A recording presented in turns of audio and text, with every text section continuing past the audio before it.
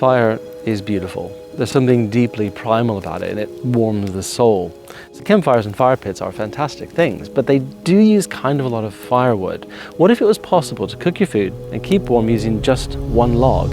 It is, with one of these. It's a 400-year-old invention known as the Swedish Torch. Absolutely cutting-edge technology back in its day and still fantastic now. Let's have a look at the story behind these things and see how to make one yourself. The Swedish Torch is an invention born in war. During the 30 Years' War back in the 1600s, Swedish soldiers found themselves in northern Germany without a supply of dry firewood. And normally it takes a couple of years to dry fresh green wood into firewood that you can burn, but that's not an option for an army that's on the move. Let's have a look in the forest and see what the situation might have been like.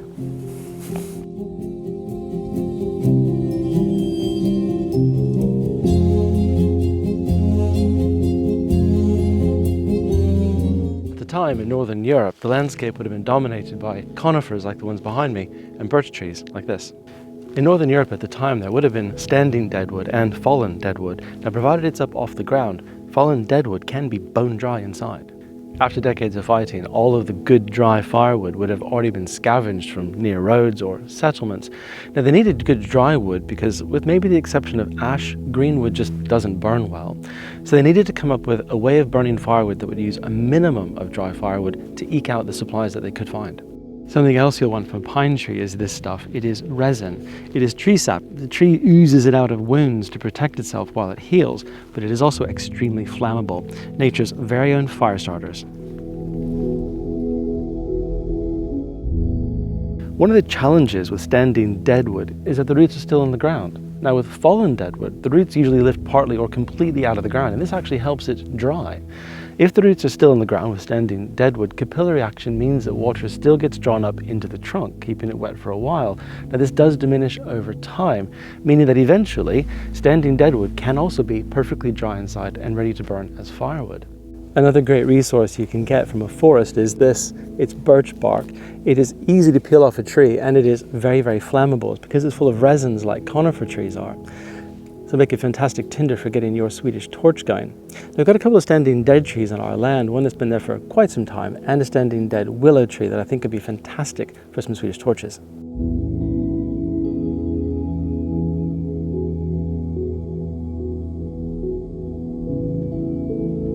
Now, ordinarily we leave standing dead trees where they are. They're fantastic for wildlife, great for fungi and woodpeckers. You can see here where they've been hammering away looking for their dinner. We can often hear them. There's a family of woodpeckers that live in the area. But we're going to cut that willow tree down though. We've got plenty of other dead wood, and this will be wonderful for our demonstration.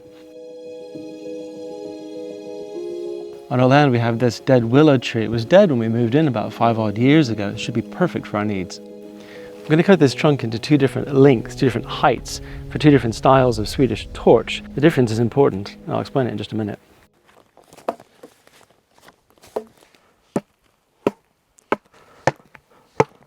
A dead hedge is a really convenient way of tidying up all the branches from taking that tree down.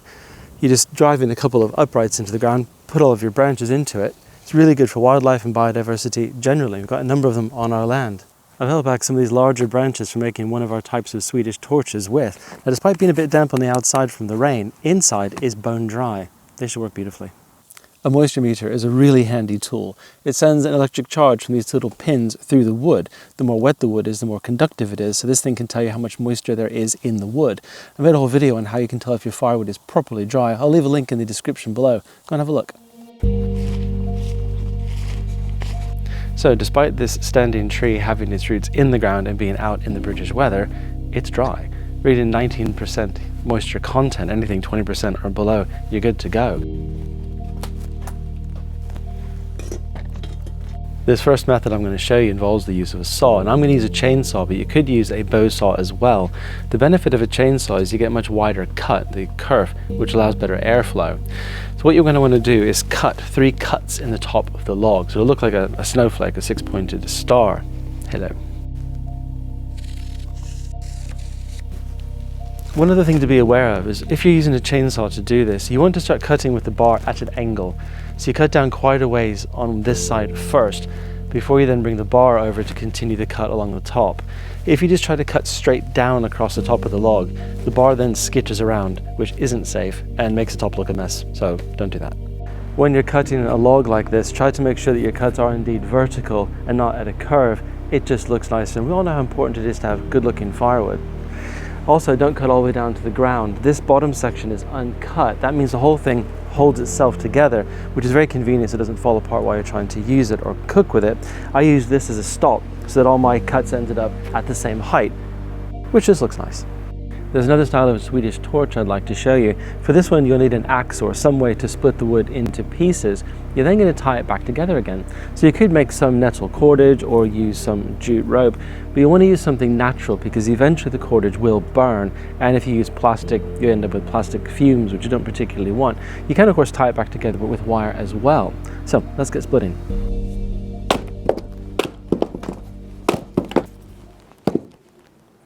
I wanted to show you this axe that I use. It has a really good feature that comes in handy for me, which is this bit here. It has a metal collar right next to the axe head. It's designed to protect against overstrike. This is where you get a little too casual with your axe swinging and you strike like that, and the handle hits the log instead of the head. This is very, very bad for it. It sends shock up the handle and can split it. I learned this the hard way. That's what happened to my previous axe. You can see there's big chunks of wood taken out from where I got a little bit too casual and missed the log too many times. It did well, it lasted for 20 years. Got this as a wedding present from my brother back in 1996, but eventually it split all the way down the handle. I wasn't too disappointed by that because there's a fancy axe I'd had my eye on that I wanted to buy, and when I told my wife, she said, no problem, we can fix it. And I thought she was going to suggest we put a new handle on it. That's not what she had in mind. She went and got the gaffer tape, the duct tape. She made me hold it together and she taped it top to bottom, several layers thick. I told her she was nuts and it would never work. I was wrong. It worked. For about another 5 years, I used this axe a lot until eventually the handle just completely failed and snapped. I could just put a new handle on and that would be fine, but I kind of like leaving it like this. It's a memory.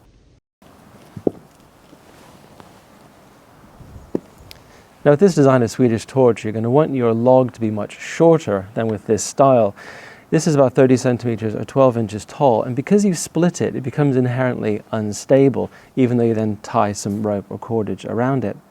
The other thing we need to do is create somewhere for the fire to be. Now with this design, we've created that with the crisscrossing chainsaw cuts, but with this one, I'm going to use a hatchet, but you can use a saw and an axe to remove about 3/4 down, and then leave a bit of a ledge here to allow the fire somewhere to sit. You then put the log back together again. Now I've only cut this into quarters because it was kind of a small log, but if you have a bigger log, you might want to cut it into sixths.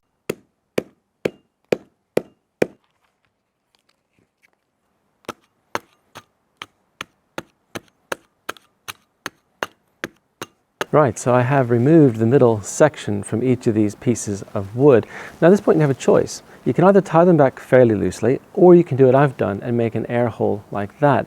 Either way, you need to ensure you've got adequate ventilation, because if you don't, you won't be able to get it lit, or if you do, it'll just sit and smolder, which is no good at all.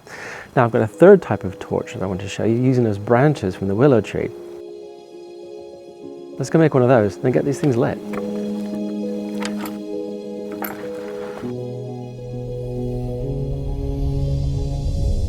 With this style of torch, you actually don't need to cut the tree into a log. You just cut it at a convenient height and then use a saw or an axe to make the cuts like we did earlier. I made this one with one of the willow branches I showed you earlier instead of using a tree because I don't want to set any of our trees on fire, but the idea is just the same, and you can place them along a path in the evening to provide light. Now this is where the birch bark and pine resin comes in. I've also collected some pine needles. You place them here on top of the Swedish Torch and light it. Cheater. So once you've got it lit, the chimney effect will draw air up from the bottom and get the top burning beautifully. The tinder will also then fall down inside and the whole thing will be burning very nicely. Of course, one of the best features of a Swedish torch is the flat top, perfect for cooking on. You can just put your frying pan or kettle directly on top. And this was an essential feature for the soldiers to be able to cook their dinner. Let's make some lunch.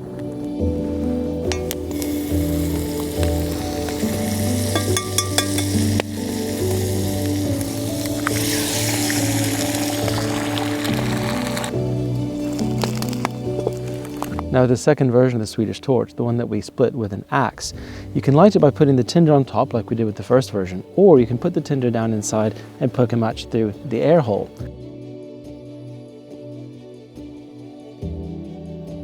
Now once it's burning, it functions like a rocket stove. You have the air coming in the side there and the flames shooting up through the middle, and this is much more efficient than the first version.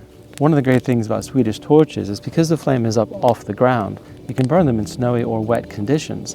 And of course you don't have to keep adding firewood like you do with a campfire. You can just sit back and enjoy the flames. The Swedish torch really was a product of its time and circumstances. Most people just had a fire in the middle of their living room. You only had a chimney if you're particularly lucky or wealthy. In most parts of the world, the three-stone fire or rocket stove was and still is the most sensible solution to heating and cooking. It was only in Northern Europe in the 1600s the circumstances were just right to lead to the invention of the Swedish torch. Necessity really is the mother of invention. So, the Swedish torch, a 400-year-old invention that was and still is fantastic today. You can keep warm, cook, and light up the night with just one log. Sometimes the old ideas are still the best. Have a go, let us know how you get on in the comments. Thanks for watching.